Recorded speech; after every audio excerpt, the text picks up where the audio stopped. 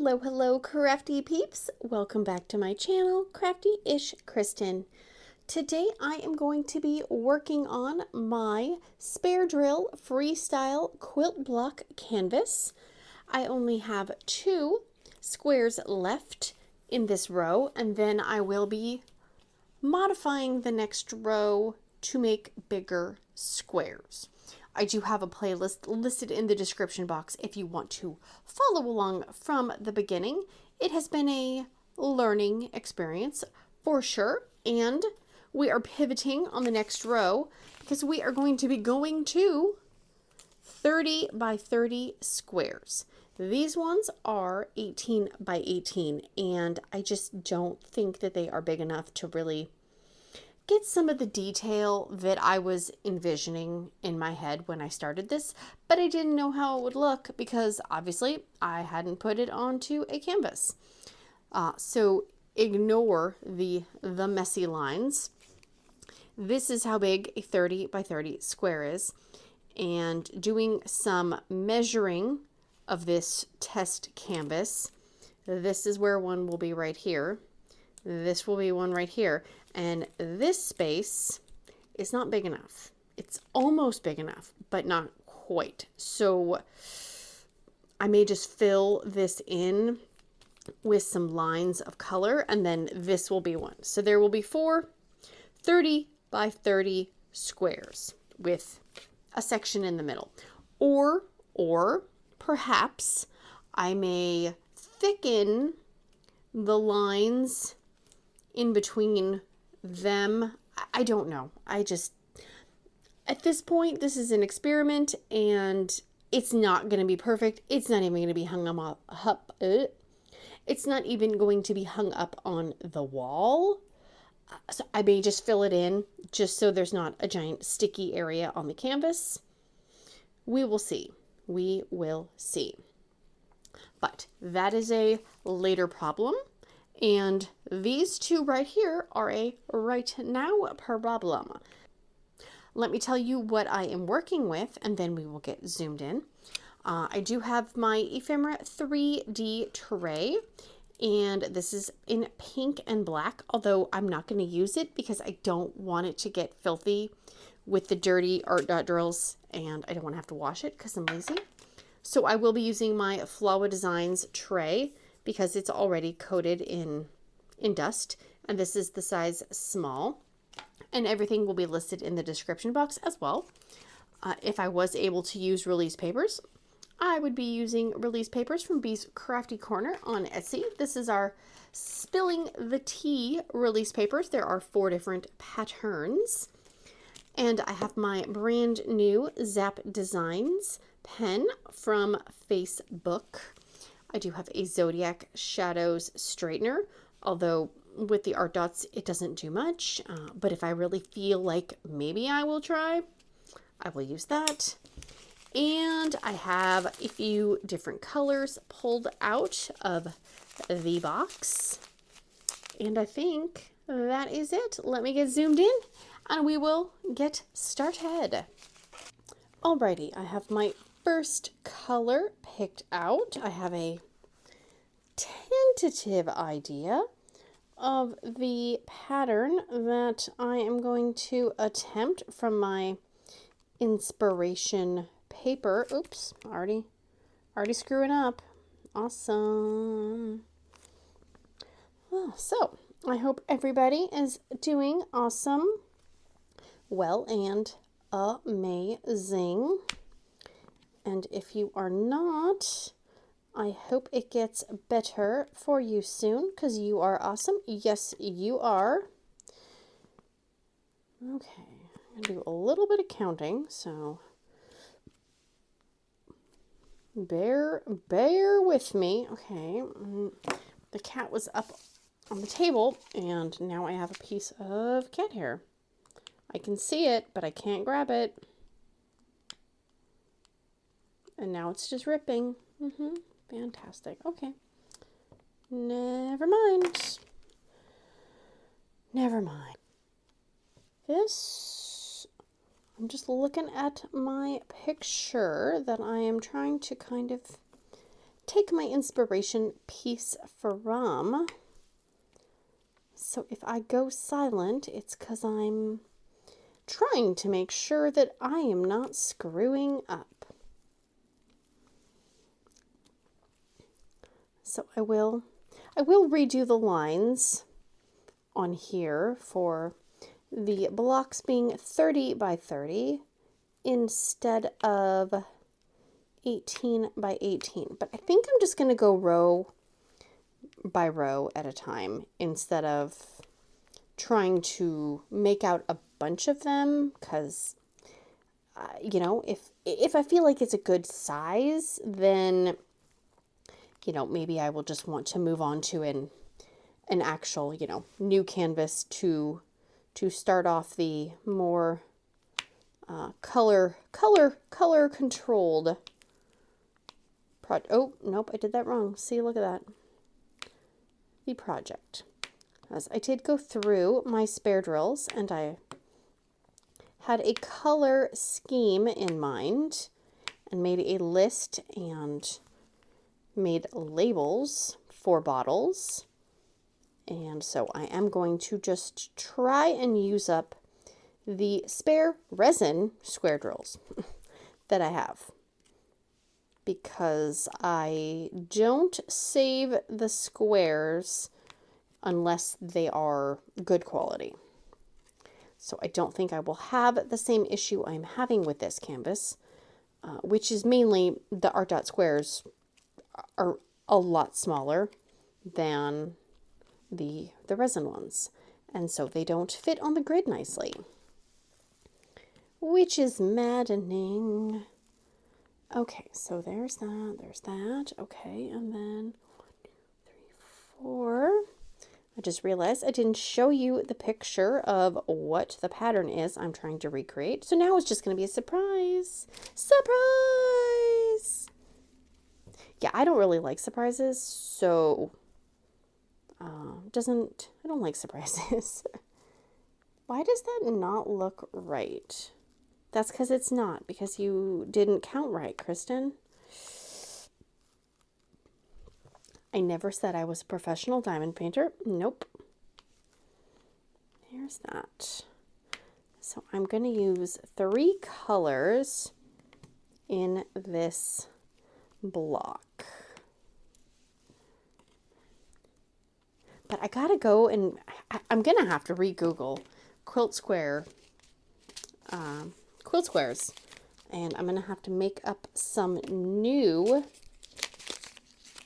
patterns, because all the kind of the sample patterns I did, I was trying to aim a little bit smaller, and also, you know, I drew them out on 18 by 18 squares, which now doesn't work if I'm trying to use those as a reference.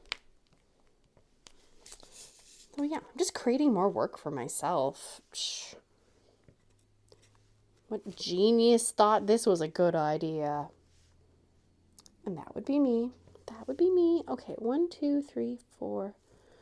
1, 2, 3, 4. Okay. This one is kind of a, oh wait, no. Nope, fail. Fail. Okay. And I counted wrong anyways, because I'm an idiot. Okay, we're gonna put these back in here. I wanted to use the light green and fill in the background with the gray. It's easy to get confused when you're trying to use your imagination and you don't have any markings on your quilt, or on your quilt, on your canvas. Yeah. Okay. How is everybody doing? I know a lot of kids, like a lot of school districts all over the, United States and even the world really, run kind of on different schedules. At least in Washington where we are, school might start the week before Labor Day or a few days before Labor Day. Sometimes it starts after. We have a mixture. And with all of the days off and the breaks and the this and the that, usually most schools around us don't get out until sometime between June 10th and something in the 20s. Now, if there's a bunch of snow days or weather makeup days, then it could go even later, which is not ideal, especially when people try to make plans to, go on vacation.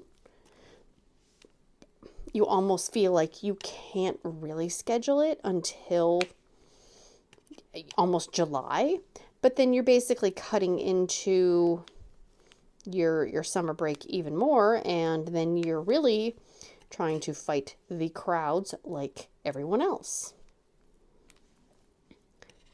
It's hard to try and schedule things when you are following a school district calendar, because you don't want your kids to miss school.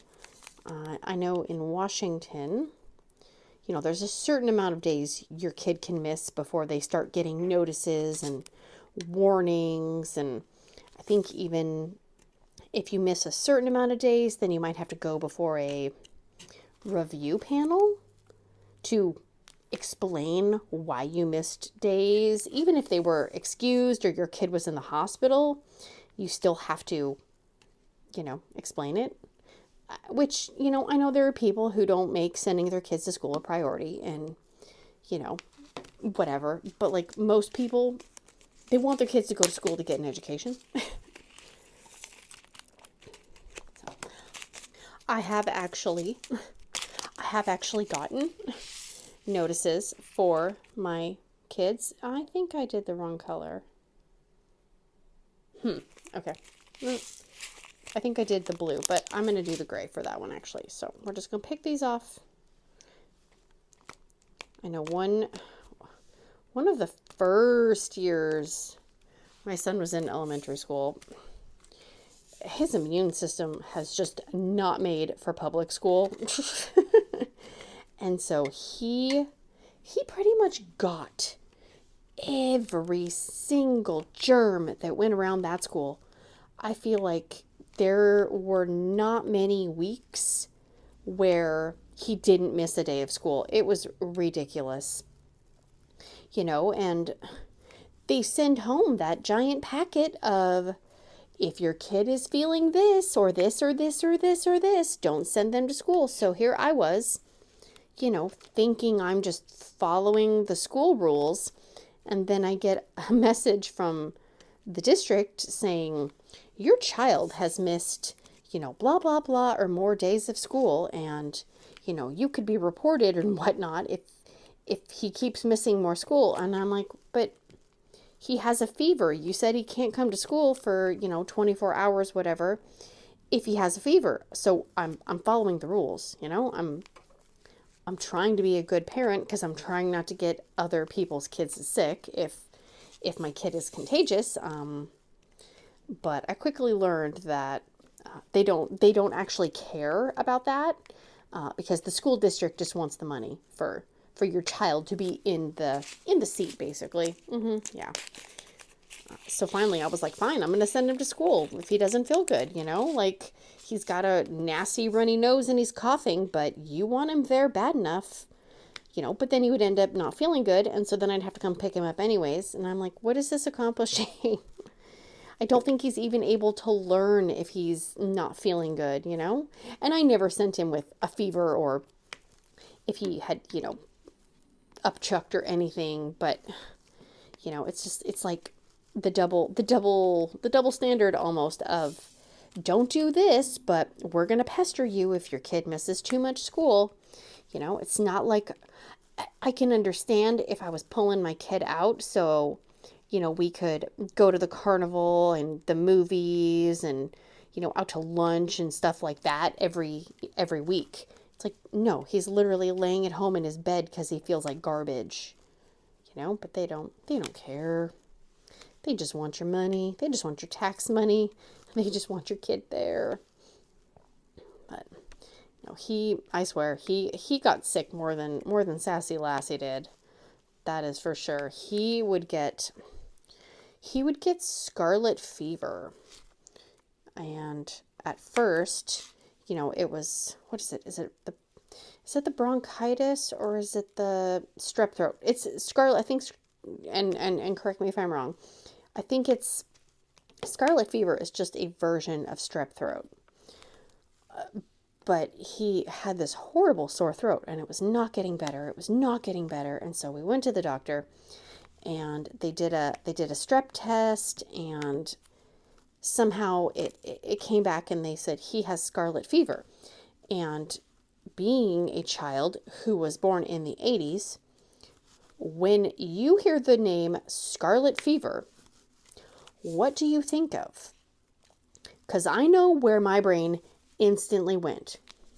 And I'll give you a second to think of the video game or the computer game that you played where people got scarlet fever.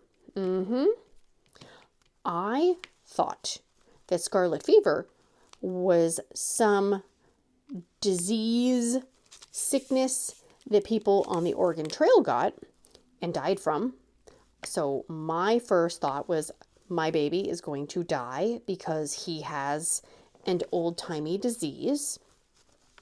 And then the doctor, kind of looked at me like I was a moron and said, no, other people can in fact get scarlet fever. He's not going to perish, and you're not going to have to bury him along the trail, but we do need to treat it with something because it can be very dangerous if you don't treat it. So, yeah.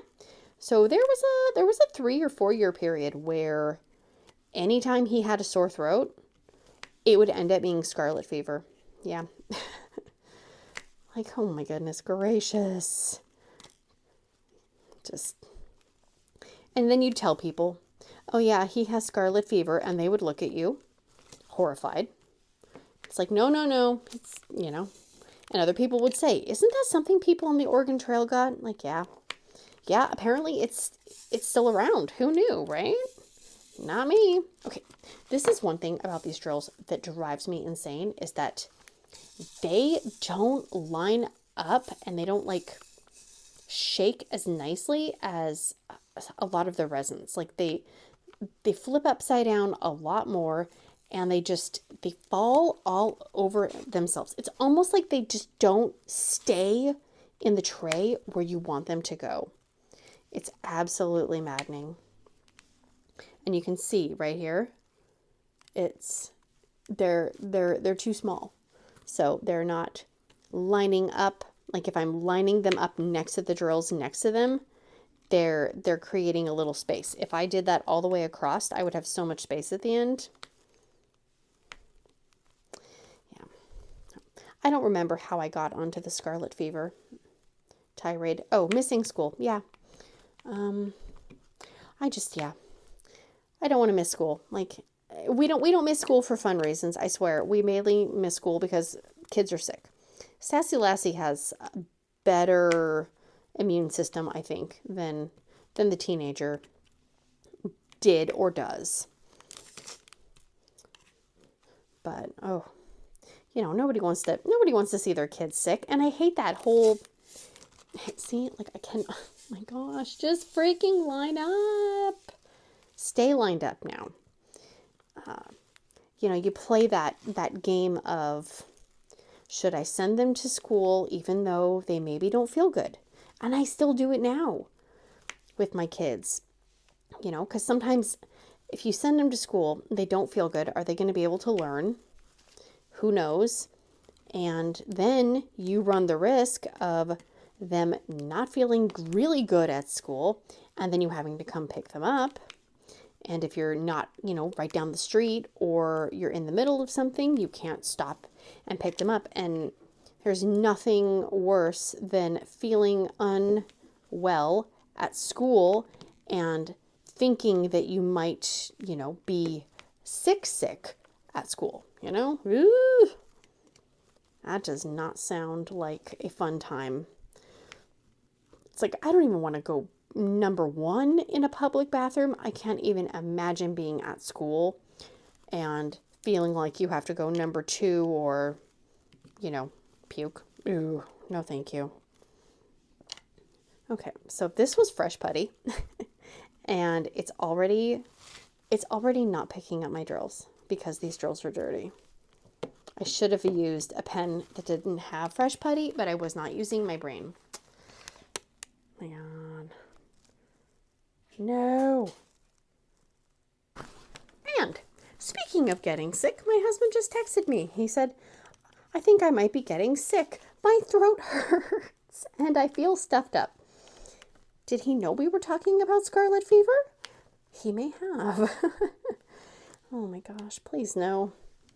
Poor guy has to work this weekend, so I really hope he's not getting sick because that would make for an unfun weekend, especially.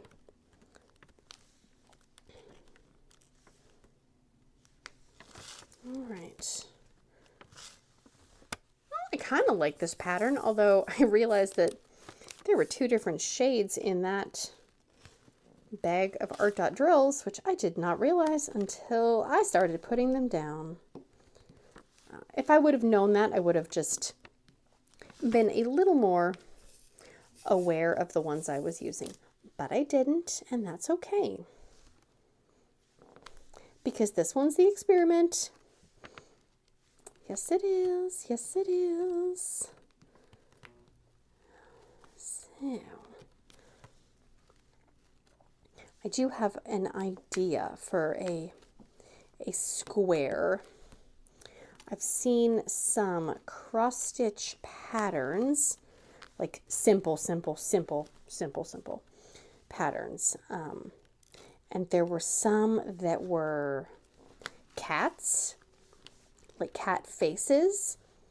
And I thought that would be so cool to have even just like a whole diamond painting of different cat faces, or even just, you know, one cat face among them all would be kind of cool too.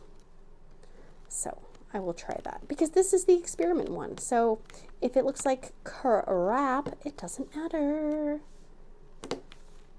There's that. Yeah, look at you.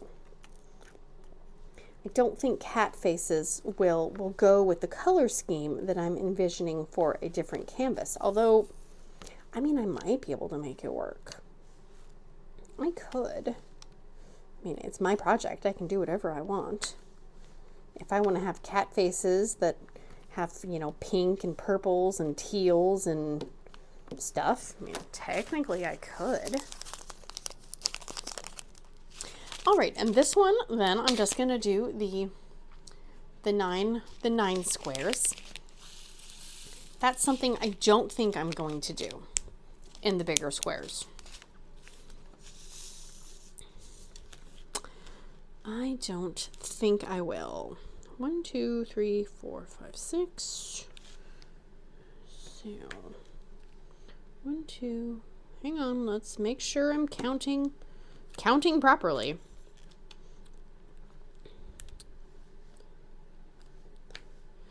There is that. There is that.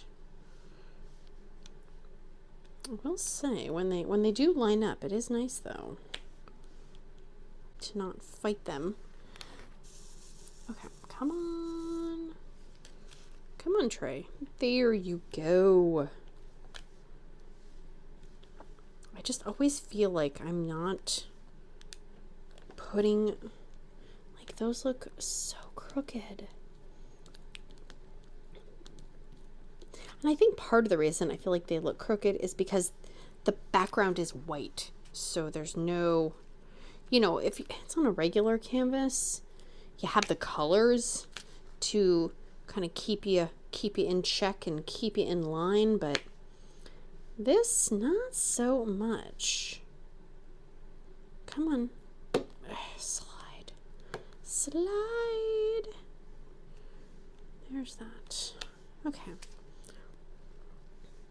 I really should go out and do some yard work this weekend, but I really don't want to. I just don't enjoy it, you know? I know some people are garden masters and, you know, they can go out there and till the earth and all that, and it's just not my natural gift.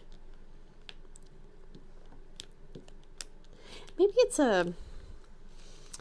something you inherit. My mom was not super big on gardening either.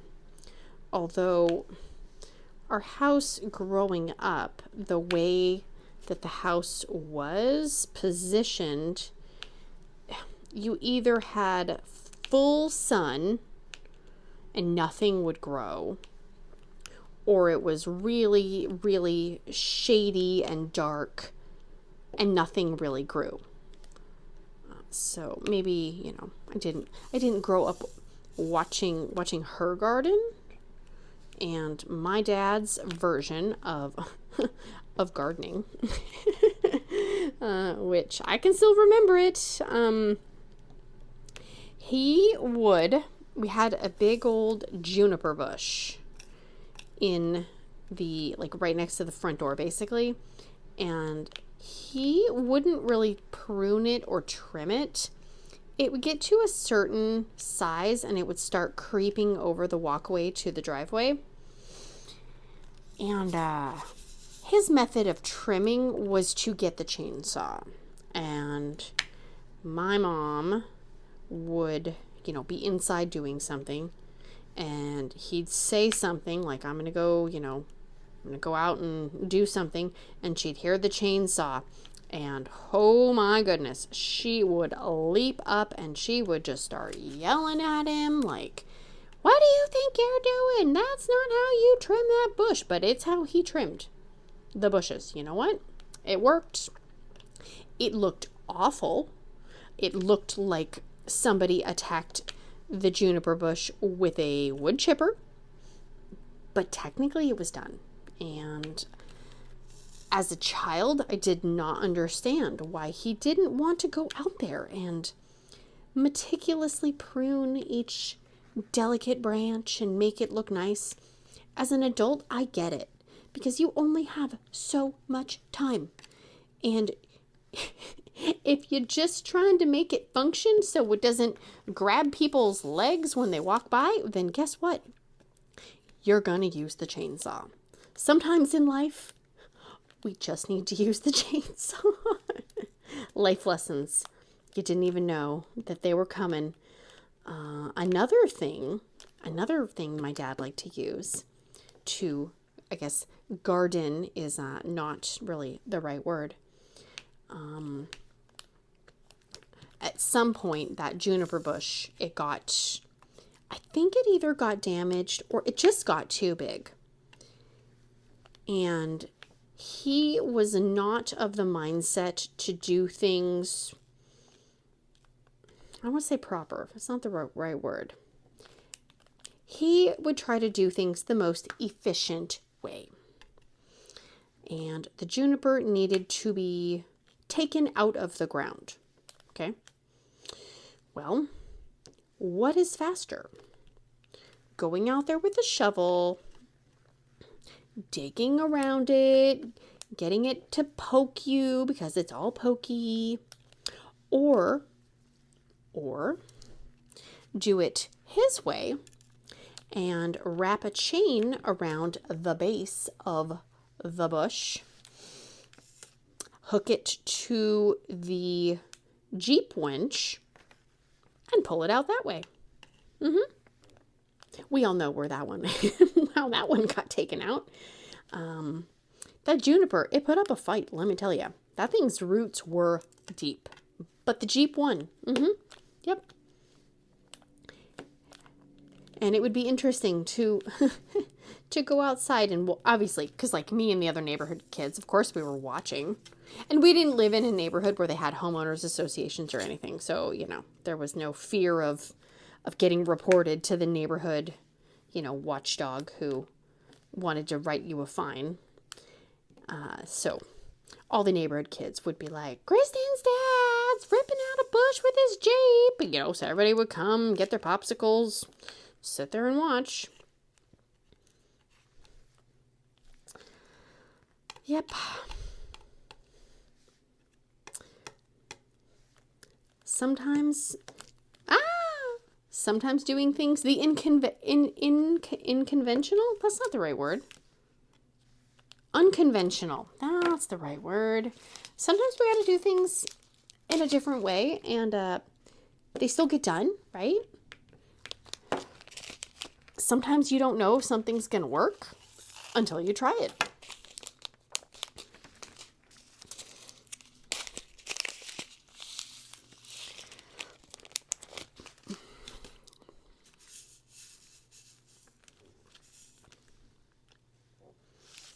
There have been some times where I have seen my husband grab a chainsaw and he's like, I'm just going to go cut those bushes down. And I'm like, no, don't cut them down. Just trim them.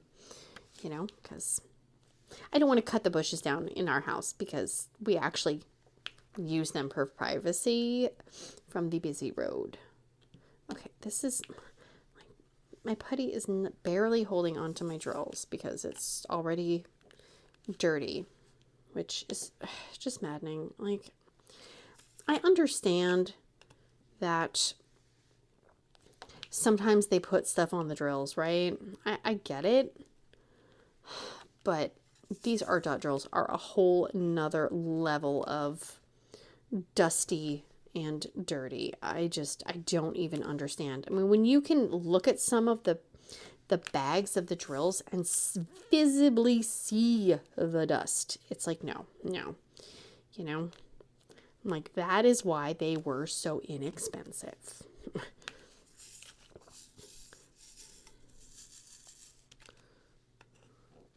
So, oh wow, that one actually picked up 6 that time. Woohoo, party. Everybody take a shot. Congratulations for picking up 6 drills at once. Special times indeed.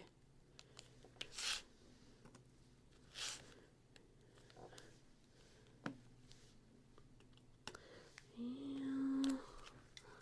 Okay, I think I need a few more. These are not... Oh my goodness. Quit spilling, quit spilling, quit spilling. Oh, see, like, it does not... You're on my list, ArtDot drills. You are on my freaking list. On my list.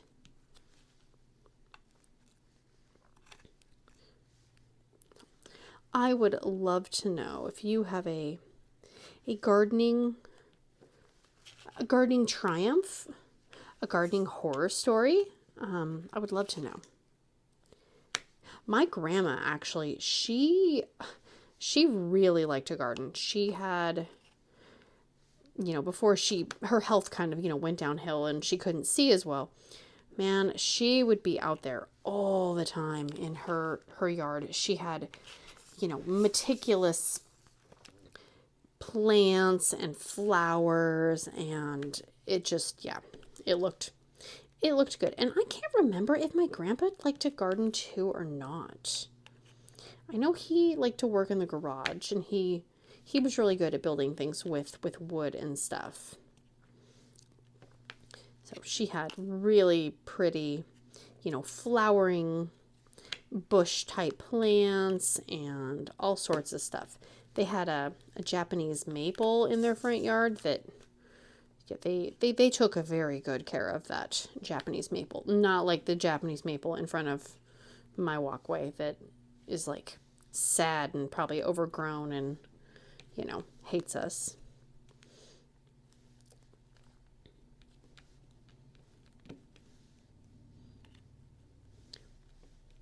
I love like bushes and shrubs that kind of, when they, you know, like they get tall and stuff, and so they kind of become a living fence. I love that. But I like the idea of privacy. So, my gosh, okay, seriously, just line up. Line up. we do have one kind of side of our yard where the previous owners planted some laurel bushes, and they are very tall and overgrown at this point. Oh no, they're actually they're on the neighbor's side. So they're not even technically our bushes. They are so tall that I don't even know how we would, you know, trim them up, and they're so jaggedy, and they look very wild. Let's put it that way. Very wild. But it's awesome because it's basically a living fence. I mean, nothing could get through those. They're so tightly packed, and there's lots of animals that live in there. Like, we've had many years, we've had bunnies and rabbits and stuff that live in there. So it's a little safe place for them to hide from the eagles and the falcons and what other prey birds come around. But I don't even know how we would trim those at this point because they're so tall. I don't even know if we need to get like a special ladder or something. I don't know. And I know our neighbor wouldn't mind if we trimmed them, but I'm not really allowed on ladders and to hold, you know, sharp, stabby things in case I fall, because I'm a bit clumsy. Oh, look, there's a drill. All right, so this is what, oh, they're not. This is what we've accomplished. Yeah, oh my gosh, they're so bumpy and uneven. It's fine. It's fine. Just don't overthink it. So, here is where we are at. 2 rows of 18 by 18 squares. Next row will be 30, 30, blank, and then 30 and 30. I will have to pick all of these off. Boo, boo. And unfortunately, they don't slide nicely. Like, sliding them, I feel like I'm gonna end up ruining the glue if I tried to slide from 18 to 30. I mean, that's like 12 spaces. So I don't know if I want to put forth that much effort. So I may just sit here and pick, put them in a tray, and then replace the line down there. So yeah. That is going to be it for me today, guys. If you have not, please consider liking, subscribing, sharing, hearting, farting, doing all the things. And I will see you again very soon. Next time on this canvas in a 30 by 30 square. Yay! Big awkward hugs. Bye, guys. Are you going to behave? You want to sniff the plastic real quick before I start filming? Yeah? Nope. Going back to his sunbeam. Sorry, everybody. He's too good for us. Hopefully you can't hear my mom sneezing downstairs, because oh my gosh, that was loud. I gotta start pumping the iron. Although I don't want to hit it with my arm, but that's exactly what I'm going to do. Did I forget what pattern I was going to do? Kind of. What am I doing? What am I doing? What is the... Okay, my cat is doing something naughty. I must... Stinking cat. He doesn't diamond paint. He should not be on my diamond painting workspace. Ooh, edit the burp. Zoom, zoom, zoom. Here we go. Oh, there's the weight. Nobody look. Don't look at the weight. The weight is off. Okay. Oh, camera's bouncing. Camera's bouncing. Who wants to get motion sickness? Blech.